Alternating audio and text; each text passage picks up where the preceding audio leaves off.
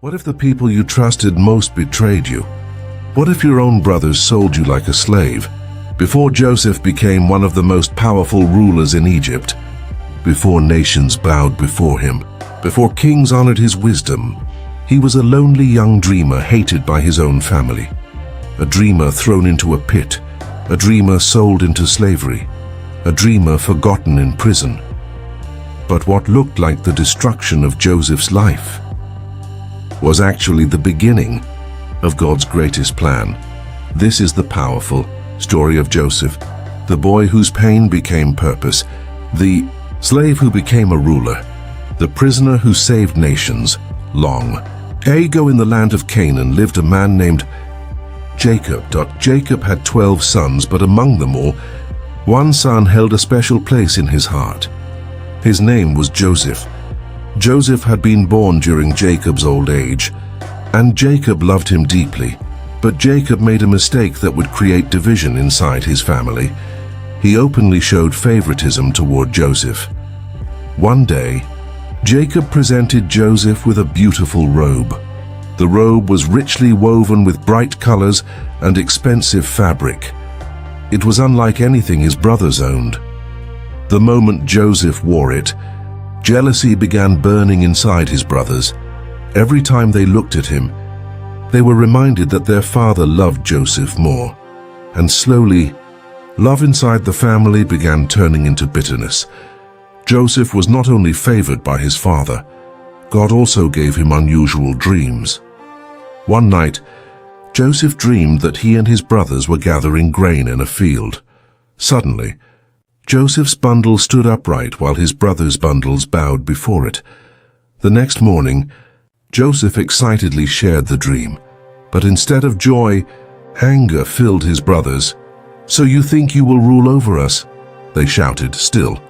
Joseph later had another dream. This time the sun, moon, and 11 stars bowed before him. Even Jacob became concerned, but deep inside, Jacob wondered if God was revealing Joseph's future. Meanwhile, Joseph's brothers hated him more than ever. One day, Joseph's brothers traveled far from home to care for their sheep. After several days, Jacob became worried and asked Joseph to check on them. Joseph obeyed immediately. Wearing the robe his brothers hated so much, Joseph journeyed across the wilderness. Far away in the distance, the brothers spotted him approaching. "There comes the dreamer," they mocked. Years of jealousy suddenly exploded into hatred. "Let's kill him," one brother suggested. "We'll throw him into a pit and tell father a wild animal destroyed him." The others agreed, but Reuben, the oldest brother, secretly planned to rescue Joseph later. So instead of killing him immediately, they grabbed Joseph violently. Joseph cried out in fear, but the brothers ignored his pleas. The brothers ripped Joseph's beautiful robe from his body. Then they dragged him to a deep, empty pit. Joseph begged for mercy. He pleaded with tears in his eyes, but their hearts had become cold. As the brothers ate, a caravan of traders approached. Camels carried spices and goods on their journey toward Egypt. Then Judah had an idea. "Why kill our brother when we can profit from him?" he asked. The brothers agreed immediately. Joseph was pulled from the pit. For a brief moment, he hoped his brothers had changed their minds, but instead, they sold him for 20 pieces of silver. Joseph was treated like property, like merchandise. The traders chained him and carried him away toward Egypt. As Joseph looked back one final time, his brothers disappeared into the distance. The dreamer was now a slave. Without compassion, they threw him into the pit. Joseph crashed hard against the rocky ground. Pain shot through his body. Above him, the circle of sunlight looked impossibly far away. Joseph screamed for help, but while Joseph suffered below, his brothers calmly sat down nearby to eat. The betrayal was deeper than Joseph could understand. To hide their terrible crime, the brothers dipped Joseph's robe in goat's blood. When they returned home, they handed the robe to Jacob. The moment Jacob saw it, Horror filled his face. He believed a wild animal had killed Joseph. Grief overwhelmed him. Jacob cried bitterly. Nothing could comfort him. Days became months, months became years, but Jacob never stopped mourning the son he believed was dead. Markets overflowed with people. Egypt was one of the greatest kingdoms in the world, but Joseph arrived there not as a guest, not as a prince, but as a slave. Joseph was purchased by Potiphar, one of Pharaoh's important officers. At first, Joseph had nothing, no freedom, no family, no control over his future. But Joseph refused to give up. Joseph worked faithfully inside Potiphar's household. He worked honestly, he worked with discipline, and God blessed everything Joseph touched. Potiphar soon noticed something unusual about him. The household prospered under Joseph's care. Eventually, Potiphar trusted Joseph with everything he owned. Joseph became overseer of the entire household. Even while living as a slave, God was preparing Joseph for leadership. As the brothers ate, a caravan of Ishmaelite traders appeared in the distance. Camels carried spices and goods toward Egypt. Then Judah had an idea. "Why kill our brother?" he asked. "We can sell him instead." The brothers agreed. Joseph was pulled from the pit. He hoped they had changed their minds, but instead, they sold him for 20 pieces of silver. Joseph was treated like property. Merchandise. The traders chained him and led him away. Joseph looked back helplessly as his brothers disappeared behind him. The boy who once dreamed of greatness was now a slave. To hide their crime, the brothers dipped Joseph's robe in goat's blood. When they returned home, they presented the robe to Jacob. Jacob recognized it immediately, his face filled with horror. "No," he whispered. Jacob believed a wild animal had killed Joseph. His grief was overwhelming. He wept bitterly. Nothing could comfort him. Days became months, months became years, but Jacob never stopped mourning the son he believed was dead. Meanwhile, Joseph arrived in Egypt. Everything looked different. Massive temples towered above. Crowded streets, golden statues reflected the blazing sunlight. The Egyptian soldiers marched proudly. Merchants filled busy marketplaces. Joseph had entered one of the greatest kingdoms in the world, but he arrived not as a guest, not as a prince, but as a slave. Joseph's future seemed hopeless, yet God had not abandoned him. Joseph was purchased by Potiphar, an important officer serving Pharaoh. At first, Joseph had nothing, no freedom, no family, no control over his future. But Joseph refused to give up. He worked faithfully, he worked honestly, and God blessed everything he did. Potiphar soon noticed Joseph was different.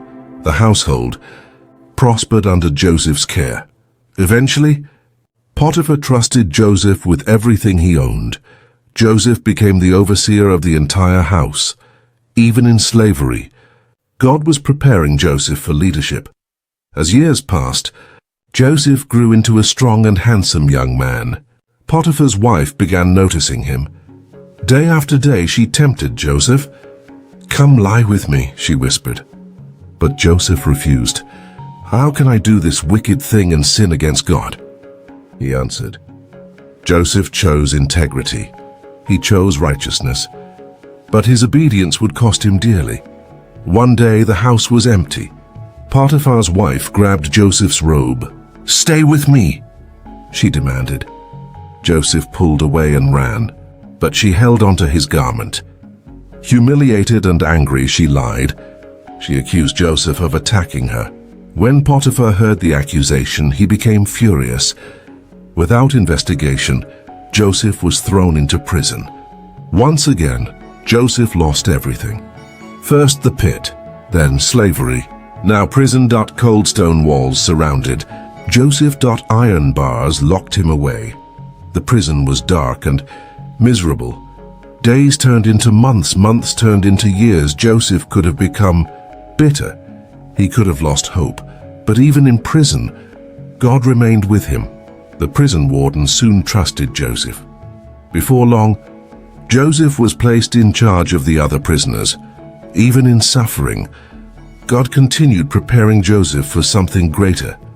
One night, two important prisoners arrived, Pharaoh's cupbearer and Pharaoh's baker. Both men had troubling dreams. Joseph listened carefully. Then he explained the meaning. The cupbearer would be restored to Pharaoh. The baker would die, and exactly as Joseph said it happened. Before the cupbearer left prison, Joseph begged him, "Please remember me when you stand before Pharaoh." But after returning to the palace, the cupbearer forgot Joseph. Joseph remained imprisoned, waiting, wondering if his suffering would ever end. Pharaoh's troubling dreams 2 years later. Pharaoh himself began having disturbing dreams. In one dream, 7 healthy cows stood beside the Nile River. Then 7 thin and sickly cows appeared and devoured them. In another dream, 7 healthy heads of grain were swallowed by thin and scorched grain. Pharaoh woke terrified. He summoned magicians, wise men, advisors, but no one could explain the dreams. Then, suddenly, the cupbearer remembered Joseph. Joseph stands before. Pharaoh Joseph was quickly brought from prison. He shaved, changed clothes, and stood before the ruler of Egypt. Pharaoh explained the dreams. Joseph listened carefully. Then Joseph spoke boldly. "The interpretation belongs to God," he said. Joseph explained that 7 years of abundance were coming. After them, 7 years of devastating famine would strike the land. Then Joseph offered wisdom. He advised Pharaoh to store grain during the years of plenty. Pharaoh was amazed. No one in Egypt seemed wiser than Joseph. Joseph becomes governor in a single moment. Joseph's life changed forever. The prisoner became a ruler. The slave received authority. Pharaoh placed his royal ring on Joseph's hand. Joseph was dressed in fine linen, a golden chain hung around his neck. Crowds bowed as Joseph rode through Egypt in Pharaoh's chariot. At 30 years old, Joseph became governor over all Egypt. During the 7 years of abundance, Joseph stored enormous amounts of grain. Then the famine began, and people from every nation came searching for food. Far away in Canaan, famine devastated the land. Jacob's family became desperate. Food disappeared. Fields dried up beneath the scorching sun. Children grew weak from hunger. Animals died. Fear spread across the land. Then Jacob heard that grain was being sold in Egypt. So he called his sons. "Go to Egypt and buy food," he told them. The brothers immediately prepared for the long journey. Camels were loaded. Supplies were gathered, and the same brothers who once sold Joseph into slavery now unknowingly traveled toward him, hungry, tired, desperate. But none of them knew they were about to stand before the brother they betrayed years earlier. The brothers finally arrived in Egypt. Massive buildings towered above them. Egyptian soldiers guarded the streets. Crowds filled the marketplaces. Then they were brought before the governor of Egypt. The moment Joseph saw them, his heart nearly stopped. After all these years, his brothers stood before him again, older, worn by time, but unmistakable. Joseph immediately recognized them, but they did not recognize him. To them, Joseph looked completely Egyptian now. Royal clothing covered him. Gold decorated his neck. Egyptian guards stood beside him. And suddenly the brothers bowed low before Joseph. At that exact moment, Joseph remembered the dreams from his childhood. The dreams they once mocked, the dreams they hated. The dreams that were now coming true. Joseph struggled to control his emotions. Memories flooded his mind. The pit, the chains, the slavery, the years in prison. Joseph wanted to know if his brothers had changed. So he spoke harshly to them. "You are spies," he accused. The brothers trembled with fear. "No, my lord," they answered quickly. "We are honest men." As they spoke among themselves, guilt began rising inside them. "This is happening because of what we did to our brother," they whispered. "We saw his suffering when he begged us for mercy. But we ignored him." Joseph turned away so they would not see his tears. Even after all these years, the pain still remained deep inside him.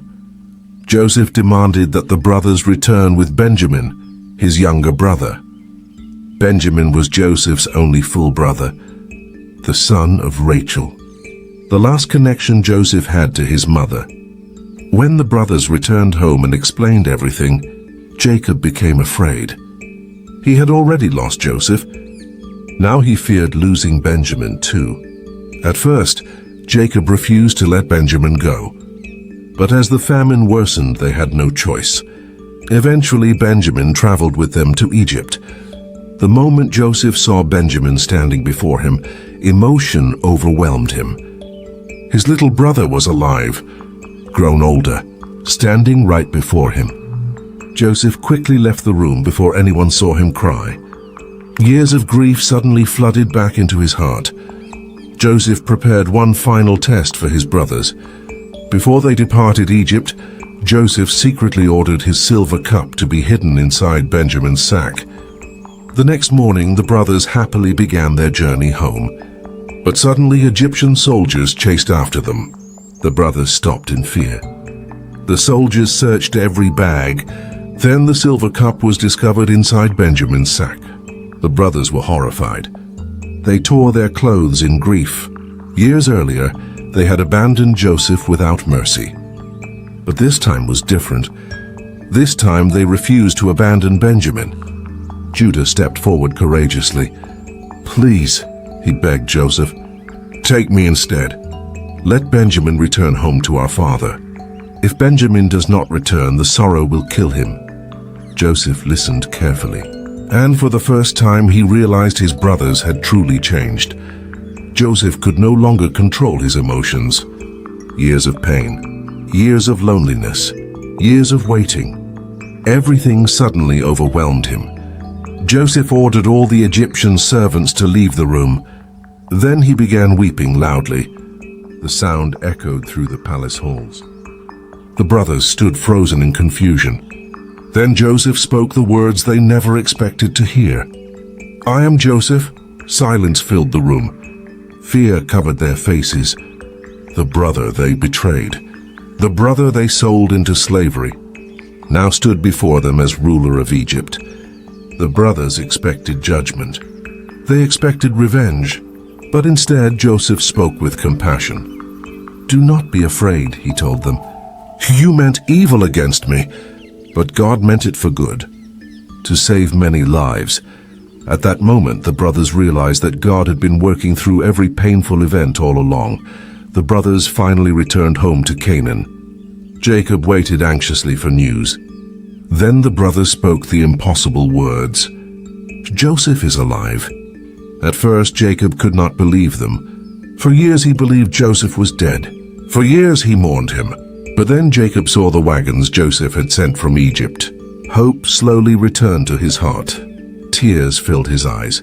His spirit came alive again. After decades of grief, he would finally see his beloved son once more. Jacob gathered his entire family, children, servants, animals, everything they owned. Together, they journeyed toward Egypt. The long caravan moved slowly across the desert sands. As Jacob traveled, emotions filled his heart. Excitement, fear, hope. Would he truly see Joseph again after all these years? Meanwhile, Joseph eagerly waited for his father's arrival.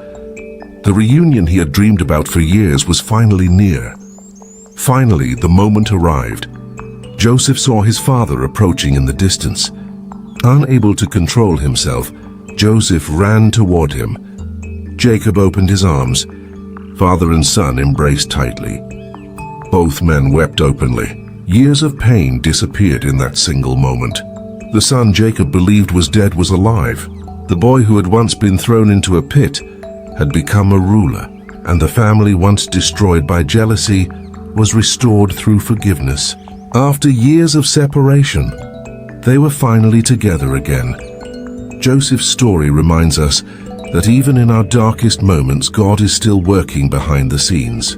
The pit was not the end. Slavery was not the end. Prison was not the end. Every painful moment was preparing Joseph for something greater. God transformed betrayal into blessing. He transformed suffering into purpose, and he used one broken young man to save entire nations from starvation. Sometimes life may feel unfair. Sometimes the pain may seem endless. But Joseph's story reminds us never to lose hope, because even when everything looks broken, God can still bring beauty from the pain. Before you go, if this powerful story of Joseph inspired you, don't forget to subscribe to the channel and turn on notifications so you never miss another amazing Bible story. Please like this video, share it with your friends and family, and leave a comment below telling us your favorite part of Joseph's journey. Your support helps us continue creating more powerful biblical stories that inspire faith, hope, and encouragement around the world. Thank you so much for watching, and always remember, what people may mean for evil, God can still turn for good. See you in the next Bible story.